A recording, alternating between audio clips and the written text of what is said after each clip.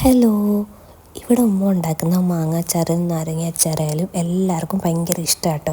പ്രത്യേകിച്ച് വീട്ടിൽ നിന്ന് ഉമ്മച്ചിയും താത്തയൊക്കെ വന്നു കഴിഞ്ഞാൽ ഇവിടെ എന്ത് അച്ചാർ തന്നാലും അപ്പോഴേ അവർ പാക്ക് ചെയ്തുകൊണ്ട് പോകും കേട്ടോ.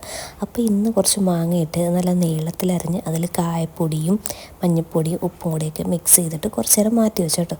പിന്നെ അത് കഴിഞ്ഞ് ഒരു പാൻ എടുത്ത് അതിലേക്ക് നമ്മൾ നല്ലെണ്ണ ഒഴിച്ച് കടുക്, ഉലുവ, കറിവേപ്പില, വറ്റൽമുളക് ഇതെല്ലാം കൂടി ഇട്ട് നല്ലപോലെ ഒന്ന് റോസ്റ്റ് ചെയ്തതിന് ശേഷം അതിലേക്ക് കുറച്ച് അധികം വെളുത്തുള്ളി ഇടണം കേട്ടോ. വെളുത്തുള്ളി ഈ അച്ചാറ് നല്ല ടേസ്റ്റ് ആയിരിക്കും. കുറച്ചധികം വെളുത്തുള്ളി ഇട്ട് അത് കുറച്ച് നേരം ഒന്ന് അടച്ചു വെച്ച് ചെറിയൊരു വേവിച്ചെടുക്കാം.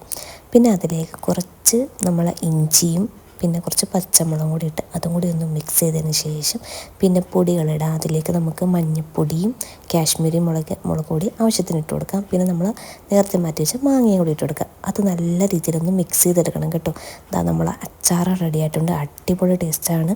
ഞാൻ തന്നെ ഫസ്റ്റ് കഴിച്ചു നോക്കി കേട്ടോ. നല്ല സൂപ്പർ ടേസ്റ്റാണ്. അപ്പോൾ അത്രയേ ഉള്ളൂ.